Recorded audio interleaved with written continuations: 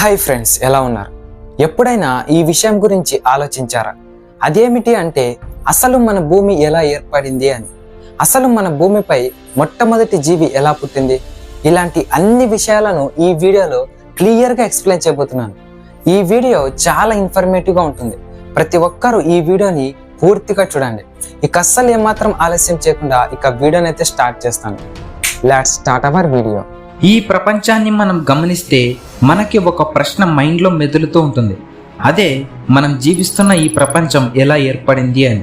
కొన్ని మతాలు మరియు గ్రంథాలు ఏం చెప్తున్నాయి అంటే ఈ ప్రపంచాన్ని మరియు ఇక్కడ జీవించే జీవులను దేవుడు సృష్టించాడు అని నమ్ముతూ ఉంటారు.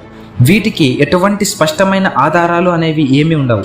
కానీ సైన్స్ ద్వారా చూస్తే వీళ్ళు చెప్పే నమ్మకాలను అంత సులువుగా నమ్మరు. అయితే ఈరోజు మనం ఈ వీడియోలో సైన్స్ ప్రకారం ఈ ప్రపంచం ఎలా ఏర్పడిందో తెలుసుకుందాం. మన భూమి మరియు చంద్రుడు మరియు మన భూమి మీద జీవం ఎలా ఏర్పడిందో పూర్తిగా ఈ వీడియోలో తెలుసుకుందాం. బిగ్ బ్యాంగ్ జరిగిన 900 కోట్ల సంవత్సరాల తర్వాత విశ్వం స్టేబుల్గా మారిపోయింది.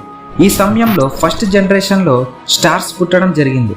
ఈ స్టార్స్ యొక్క సైజ్ అనేది చాలా పెద్దవిగా ఉండేవి. అయితే వీటి యొక్క జీవిత కాలం చాలా తక్కువగా ఉండేవి. అంతేకాకుండా వీటి యొక్క కెమిస్ట్రీ వేరువేరుగా మరియు ఇది స్వయంగా ఆట్మాస్ను తయారు చేసుకున్నాయి. సూపర్ నోవా ఎక్స్ప్లెనేషన్ తర్వాత ఈ స్టార్స్ అన్ని విశ్వంలో చెల్లా చెదురు అయిపోయాయి మరియు విస్తరించాయి. అయితే అప్పుడే సెకండ్ జనరేషన్ స్టార్స్ డిఫరెంట్గా కెమిస్ట్రీతో పుట్టడం జరిగింది. అయితే అది కూడా సూపర్ నోవా విస్ఫోటనం తర్వాత చెల్లా చెదురు అయిన పదార్థాలతో గెలాక్సీ మరియు సోలార్ సిస్టమ్ లాంటివి ఏర్పడటం జరిగింది. గ్రావిటీ కారణంగా ఇది అన్ని చిన్న చిన్న ముక్కలుగా పేలిపోయాయి.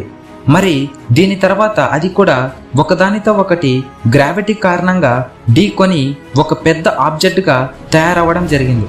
ఇలానే మన సోలార్ సిస్టమ్ కూడా ఏర్పడింది. ఇలా కొన్ని లక్షల సంవత్సరాల పాటు కొనసాగుతూనే ఉంది. మన సూర్యుడి చుట్టూ 100కి పైగా గ్రహాలు పరిభ్రమణం చేస్తూ ఉండేవి. ఈ టైంలో మన భూమి ఒక అగ్ని గుండంలా ఉండేది.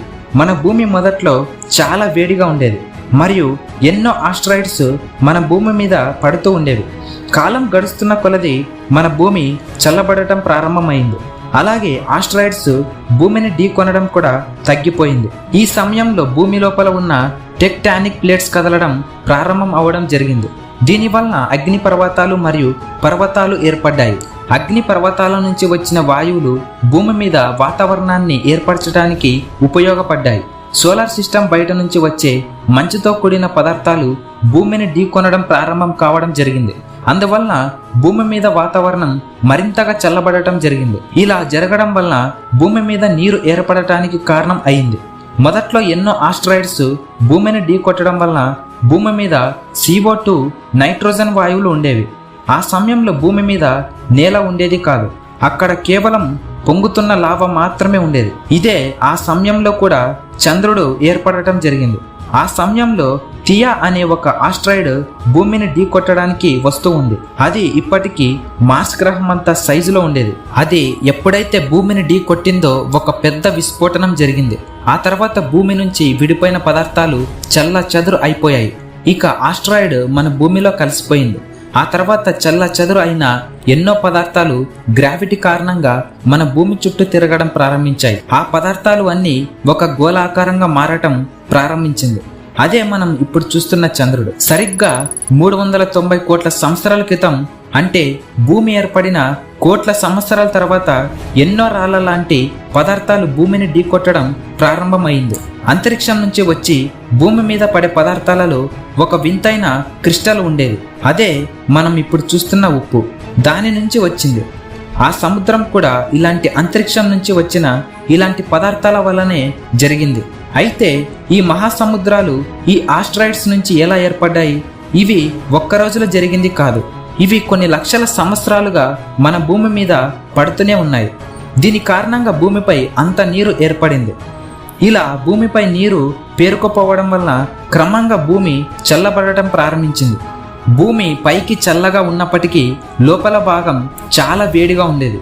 ఇప్పుడు కూడా భూమి యొక్క టెంపరేచర్ సుమారు 70 నుంచి 80 సెల్సియస్ వరకు ఉంది. వాతావరణం మారటం ప్రారంభమైంది. ఈ వాతావరణం మార్పుకు వేడి మరియు భూమి యొక్క పరిస్థితులు సహకరించడం జరిగింది. చంద్రుడు భూమికి దగ్గరగా ఉండటం వలన భూమిపై తుఫాన్లు రావడం ప్రారంభమైంది. ఆ తుఫాన్లు భూమిని అతలాకుతలం చేసేవి. అలా సమయం గడుస్తున్న కొద్దీ చంద్రుడు భూమి నుంచి దూరంగా వెళ్ళిపోవడం జరిగింది. దీనివలన తుఫాన్లు తగ్గి నీటి అలలు శాంతించాయి. మళ్ళీ భూగర్భం నుంచి లావా అగ్నిపర్వతాల ద్వారా బయటికి రావడం జరిగింది. క్రమంగా చిన్న చిన్న ద్వీపాలు ఏర్పడ్డాయి. 380 కోట్ల సంవత్సరాల క్రితం భూమి మీద నీరు ఉంది. అంతేకాకుండా భూగర్భం నుంచి అగ్నిపర్వతాలు బద్దలయ్యి లావా బయటకి వచ్చి ద్వీపాలను ఏర్పడేలా చేసింది. ఆస్ట్రాయిడ్స్ భూమిని తాకడం ఇంకా ఆగలేదు. ఈ ఆస్ట్రాయిడ్స్ భూమి మీదకి ఉప్పు నీరు మాత్రమే కాకుండా జీవం ఏర్పడటానికి కావలసిన కార్బన్ మరియు అమినియో యాసిడ్స్ ను కూడా తీసుకొని వచ్చాయి. ఈ ఆస్ట్రాయిడ్స్ నీటి లోపల 3000 కిలోమీటర్ల లోతు వరకు చేరుకునేవి. అక్కడ లోపలి వరకు సూర్యకిరణాలు ప్రస్తావించేవి కావు. ఈ ఆస్ట్రాయిడ్స్ క్రమంగా చల్లబడి ఒక చోటుకు చేరడం ప్రారంభించాయి. లావా కారణంగా వీటి నుంచి పొగ రావడం ప్రారంభమైంది. నీళ్లు ఒక కెమికల్ సూప్ లాగా ఉండింది. నీటికి మరియు కెమికల్ సూప్కి మధ్య ఒక రసాయనిక చర్య జరగడం ప్రారంభమైంది. దీనివల్ల నీటిలో మైక్రో లెవెల్ జీవం పుట్టడం జరిగింది. ఇందులో భాగంగా నీటిలో సింగిల్ కాల్ బ్యాక్టీరియా పుట్టింది. అప్పటికి భూమి మీద చెట్టు చేమ లాంటివి ఏమీ లేవు. మరి ఇవి లేకుండా ఆక్సిజన్ ఎలా వస్తుంది? దీని గురించి తెలుసుకోవాలంటే మనం 350 కోట్ల సంవత్సరాలకి పూర్వం వెళ్ళాలి. ఆ సమయంలో నీటి అడుగు భాగంలో రాళ్లతో కూడిన ఆబ్జెక్ట్స్ ఏర్పడటం ప్రారంభమైంది. ఇది కొన్ని కాలనీస్ లాగా ఏర్పడ్డాయి. వీటి మీద ఒక బ్యాక్టీరియా ఉండేది. దీనిని టొమాటో లైఫ్ అని అంటారు. ఈ బ్యాక్టీరియా సూర్యుడి నుంచి వచ్చే కాంతి ద్వారా ఆహారంను తయారు చేసుకోవడం ప్రారంభించింది. దీన్ని మనం ఫోటోసింథసిస్ అని అంటారు. ఇది సూర్యరశ్మి మరియు నీరు మరియు CO2 ద్వారా ఒక గ్లూకోజ్ తయారు చేసుకునేవి. అవి ఒక బయో ప్రొడక్ట్స్ ని బయటకు వదిలేవి. వాటికి అదే ఆక్సిజన్.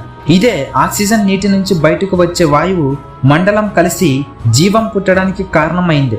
200 కోట్ల సంవత్సరాల వరకు ఆక్సిజన్ లెవెల్స్ పెరగటం జరిగింది. భూమి తన చుట్టూ తాను పరిభ్రమించే సమయం తగ్గుతూ రోజు రోజుకు పెద్దది అవుతూ వస్తుంది. 150 కోట్ల సంవత్సరాల క్రితం ఒక రోజుకు 16 గంటలుగా ఉండేవి.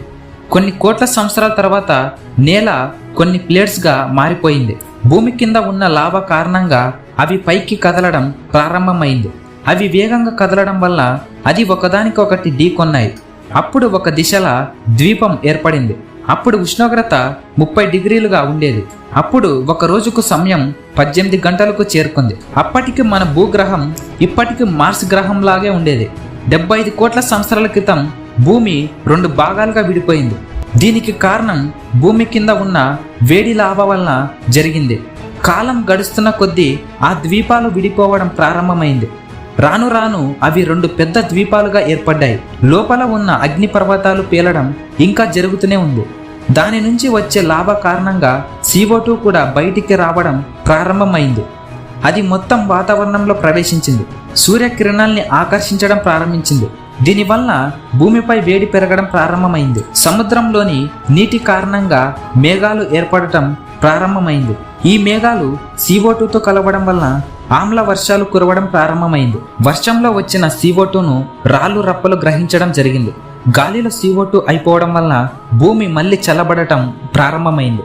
ఈ ఉష్ణోగ్రతలు తగ్గిపోవడం వలన కొన్ని వేల సంవత్సరాల లోపే భూమి మొత్తం మంచుతో కప్పబడిపోవడం జరిగింది. అప్పటికి భూమి యొక్క ఉష్ణోగ్రత -50 డిగ్రీ సెల్సియస్. భూమి యొక్క అప్పటి పరిస్థితిని స్నోబాల్ అని పిలుస్తారు. అన్ని వైపులా మంచు పేరుకుపోవడం వలన సూర్యకిరణాలు రిఫ్లెక్ట్ కావడం జరిగింది. ఉష్ణోగ్రతలు ఇంకా తక్కువగా ఉండటం వలన మంచు ఇంకా పేరుకుపోవడం జరిగింది. అయితే ఈ మంచు నీరుగా ఎలా మారింది? భూమి లోపల భాగంలో లావా అలాగే ఉండేది. అప్పుడప్పుడు బయటకు బద్దలయ్యేది. కానీ ఇవేవి కాకుండా ఆ మంచును కరిగించలేకపోయింది. కానీ వాటికన్నా చాలా రెట్లు భూమి మీద మంచు పేరుకుపోయింది. CO2ను గ్రహించే పరిస్థితులు లేకపోవడం వల్ల మళ్ళీ CO2 తన ప్రతాపం చూపించడం ప్రారంభించడం జరిగింది. అప్పుడప్పుడు అది సూర్యకిరణాలతో కలిసి మంచును కరిగించడం ప్రారంభించింది. ఆ సమయంలో రోజు 22 గంటలకు చేరుకుంది. అప్పుడప్పుడే జీవం ఏర్పడటానికి సరైన పరిస్థితులు ఏర్పడుతున్నాయి. మంచు కరుగుతున్నప్పుడు సూర్యుడు నుంచి వచ్చే అల్ట్రావైలెట్ కిరణాలతో కలిసి ఒక కెమికల్ రియాక్షన్ జరిపింది. దీని కారణంగా హైడ్రోజన్ పెరాక్సైడ్ను ఏర్పరిచింది. ఇందులో నుంచే ఆక్సిజన్ ఏర్పడటం జరిగింది. ఈ గ్యాస్ 50 కిలోమీటర్ల వరకు వాతావరణంలో వ్యాపించింది. అది వాతావరణంలో కూడా కెమికల్ రియాక్షన్ జరిపి ఓజోన్ గ్యాస్ అనే లేయర్ను ఏర్పరిచింది. ఇది సూర్యుడి నుంచి వచ్చే అల్ట్రా వైలెట్ కిరణాలను అడ్డుకుంటుంది. అది భూమి మీద జీవం ఏర్పడటానికి బీజం వేసింది. అప్పటి నుంచి 15 కోట్ల సంవత్సరాల వరకు ఈ గ్యాస్ పెరుగుతూనే ఉంది. అప్పుడప్పుడే ఈ చెట్లు కూడా పుట్టడం జరిగింది. ఆక్సిజన్ శాతం కూడా పెరుగుతూ ఉంది. ఆమ్ల వర్షాలు కూడా కురవడం తగ్గిపోయింది. సముద్రంలోని నీరు కూడా నీలి రంగులో మారడం జరిగింది. అప్పుడు మన గ్రహం నీలి రంగులో ఉండేది. ఆ తర్వాత డైనోసార్ల యుగం. ఇవి మన భూమిని ఏలుతూ ఉన్నప్పుడు భూమి లోపల ఉన్న లావా బయటికి రావడం వలన కొత్త కొత్త ద్వీపాలు ఏర్పడ్డాయి. ఈ ద్వీపాలు విడిపోవడం వలన మహాద్వీపం విడిపోయి ఖండాలుగా ఏర్పడ్డాయి. దాదాపు 6.5 కోట్ల సంవత్సరాల క్రితం మౌంట్ ఎవరెస్ట్ సైజ్ అంత ఉన్న ఒక ఆస్ట్రాయిడ్ భూమిని ఢీకొట్టడం వలన భూమి మీద వినాశనం రాజ్యం ఏలింది. అప్పుడు డైనోసార్లు, చెట్లు, చేమలు అన్నీ కాలిపోయాయి. మళ్ళీ కొన్ని లక్షల సంవత్సరాల తర్వాత మార్పు మొదలయ్యి అన్ని సర్దుకొని కొత్త జీవం ఏర్పడటం ప్రారంభమైంది. ఆ పరిమాణ క్రమంలోనే మనం కూడా ఈ భూమి మీద ఉద్భవించడం జరిగింది. ఈ వీడియో ఇంతే ఫ్రెండ్స్. ఈ వీడియోలో గనక నా ఎక్స్ప్లెనేషన్ గనక మీకు నచ్చితే మీ ప్రేమతో ఒక్క లైక్ కొట్టండి. ఇలా మీరు ప్రేమతో కొట్టే ఆ ఒక్క లైక్ నాకెంతగానో మోటివేషన్గా ఉంటుంది. అలాగే ఇంకా ఇలాంటి ఇన్ఫర్మేటివ్ వీడియోస్ కోసం మన ఛానల్కి సబ్స్క్రైబ్ అవ్వండి. Thank you for watching. This is Naveen Kumar signing off.